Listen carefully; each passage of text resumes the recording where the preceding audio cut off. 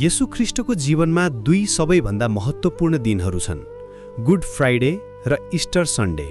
यी दुई दिनले मानव जातिको इतिहासलाई सदाका लागि परिवर्तन गर्यो। यी दिनहरूको कथाले हामीलाई प्रेम, बलिदान र आशाको सबैभन्दा शक्तिशाली सन्देश दिन्छ। यो केवल एक धार्मिक कथा मात्र होइन, बल्कि मानव हृदयको गहिराइमा छुने एक अमर सत्य हो। गुड फ्राइडेको कथा येशूका शिक्षाहरूबाट सुरु हुन्छ। उहाँले मानिसहरूलाई प्रेम, क्षमा र सत्यको बारेमा सिकाउनुभयो। पहाडी उपदेशमा उहाँले भन्नुभएको थियो, धन्य हुन् दुखी मनका, किनकि स्वर्गको राज्य तिनीहरूकै हो। यी वचनहरूले हजारौं मानिसहरूको जीवनमा नयाँ अर्थ ल्यायो। उहाँका हातहरूले बिरामीहरूलाई निको पार्यो, अन्धाहरूलाई दृष्टि दियो, लङ्गडाहरूलाई हिँड्न सिकायो। उहाँका वचनहरूले टुटेका हृदयहरूलाई चङ्गा बनायो र निराश मानिसहरूलाई नयाँ आशा दियो। जहाँ घृणा थियो त्यहाँ प्रेम फैलियो, जहाँ अन्धकार थियो त्यहाँ ज्योति चम्कियो। तर यो सबै शिक्षा र चमत्कारले धार्मिक नेताहरूलाई चिन्तित बनायो। तिनीहरूले महसुस गरे कि तिनीहरूको शक्ति र प्रभाव घट्दै गइरहेको छ। यहुदा इस्करियोत, येशूका 12 चेलाहरूमध्ये एक, चाँदीका 30 सिक्काको लागि आफ्ना गुरुलाई धोका दिने निर्णय गर्यो। यो रकम त्यो समयमा एक दासको मूल्य बराबर थियो। यो धोकाले देखाउँछ कि मानव हृदयमा कति गहिरो अन्धकार लुकेको हुन सक्छ।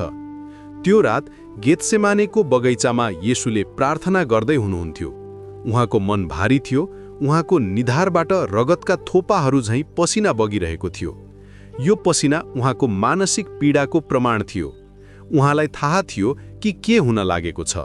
उहाँले पितासँग प्रार्थना गर्नुभयो, यदि सम्भव छ भने यो कचौरा मबाट हटाइदिनुहोस्, तर मेरो इच्छा होइन, तपाईको इच्छा पूरा होस्। यो प्रार्थनामा मानव र ईश्वर दुवैको स्वभाव झल्किएको छ। सिपाहीहरू आए र येशूलाई पक्रे। यहुदाले चुम्बनको चिन्हले आफ्ना गुरुलाई चिनाइदिए। प्रेमको चिन्ह चुम्बन नै धोकाको माध्यम बन्यो। उहाँका चेलाहरू डराएर भागे, जसरी भेडाहरू गोठालो नभएपछि तित्तर-बित्तर हुन्छन्। येशूलाई पहिले महायाजक कैयाफास कहाँ ल्याइयो, त्यसपछि पिलातसको अगाडि। पिलातसले उहाँमा कुनै दोष फेला पाएन र 3 पटक उहाँलाई निर्दोष घोषणा गरे। तैपनि भिडको दबावमा परेर, राजनीतिक दबावको कारणले उनले येशूलाई क्रुसमा टाङ्ने आदेश दिए। न्यायको यो विडम्बनाले देखाउँछ कि कहिलेकाहीँ सत्य पनि शक्तिको अगाडि हार मान्छ। क्रुसको बाटोमा येशूले ठूलो पीडा सहनुभयो। सिपाहीहरूले उहाँलाई कुटे, काँडाको मुकुट लगाए र उहाँको खिल्ली उडाए। उहाँले आफ्नो क्रुस बोकेर गोलगोथासम्म लैजानु पर्यो। बाटोमा उहाँ 3 पटक लड्नुभयो। हरेक पटक लड्दा उहाँको पीडा बढ्दै गयो, तर उहाँको सङ्कल्प अटुट रह्यो।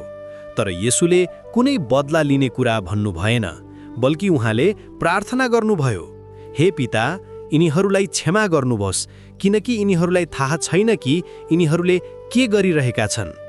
यो वाक्यमा मानवीय क्षमाको सबैभन्दा उच्च उदाहरण छ। गोलगोथाको पहाडमा, जसलाई खप्परको ठाउँ भनिन्छ, येशूलाई क्रुसमा टाँगियो। उहाँका हातमा र खुट्टामा किला ठोकियो। दिउँसो 12 बजेदेखि 3 बजेसम्म सारा संसारमा अन्धकार छायो, मानव प्रकृति नै शोकमा डुबेको। येशूले प्रेम, क्षमा र सत्यको शिक्षा दिनुभयो। उहाँले बिरामीहरूलाई निको पार्नुभयो र मानिसहरूलाई परमेश्वरको बाटो देखाउनुभयो। तर उहाँको बढ्दो प्रभावले धार्मिक नेताहरूमा ईर्ष्या जगायो। उहाँकै चेला यहुदाले पैसाको लागि उहाँलाई धोका दियो।